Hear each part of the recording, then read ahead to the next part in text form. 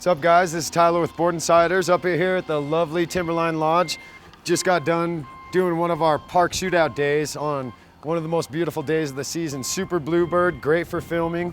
We had some nice high-speed snow this morning, but it was still super soft with all this sun out, so perfect for our park shootout. I just got done riding the Spectrum. It's Slash by Gigi board. If you've ever seen one of these before, super easy way to tell if it's a Slash from a mile away is this little kickstand they have here. Literally, it's so when you set your board up against something, it doesn't go tipping over and messing up your edges and screwing up your board for no reason. Another cool feature they do, you can see it right on the back, tip protectors. What that is just a little bit of extra metal right there, so when you get closed out on a box or a feature that you weren't meaning to, you don't destroy so much of your board right here. This is a flat camber board, completely flat. Another feature this has on it is a, what did they call that turning? Ultimate traction. Are you sure? All right. So another feature that the Slashes have that I'm really a fan of is called ultimate traction. If you look down the side cut, it's pretty much a very, very mellow change in the side cut right here. If you're familiar with magna traction or anything, it's like that, but one bump, super mellow, and that's all you really need. Another feature this thing has is most of the Slash boards, they have little tiny thin carbon stringers running crossways through tip and tail. What they've changed on the Spectrum is, if you can see it, that's like a 2-inch thick carbon stringer right there. That's tip.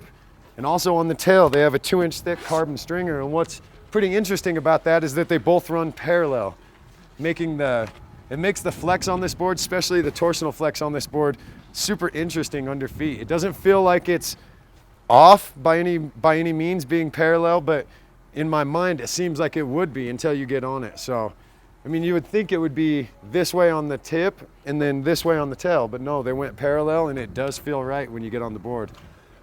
First thing I notice about this board is it turns like an old school camber board. Every kind of turn that you do, it's just super readable. So for a flat board, they must have nailed the side cut, because it's just so easy to read where it's going to go and when it's going to go there. So that was something I thought was really cool about this flat board, is that the turn shape just felt so awesome. I was tricked in my mind that it was a camber board.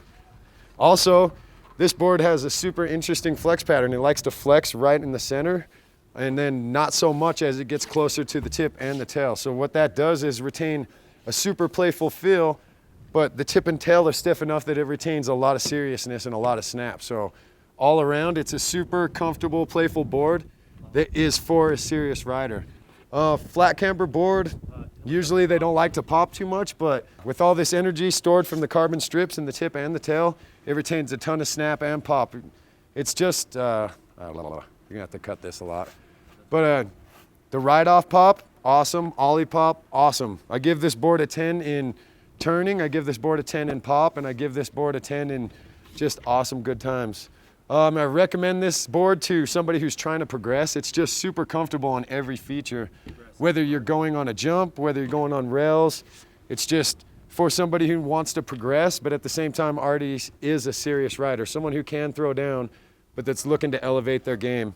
The flex on this board, I would say, is a 6 out of 10 in the center, because it flexes in 2 different patterns, super soft in the center and stiffer at the tip and tail. So it's a 6 throughout the middle, and I'd say like a 7 tip and tail. The pop on this board is, I would say, 7 out of 10. It likes to get up there and go, especially for a flat board. I gave this board a shred cred of a 98. Literally one of the funnest flat boards that I've ever tried, and definitely one of the most comfortable rides I've had all season. For the latest snowboard reviews, check out boardinsiders.com.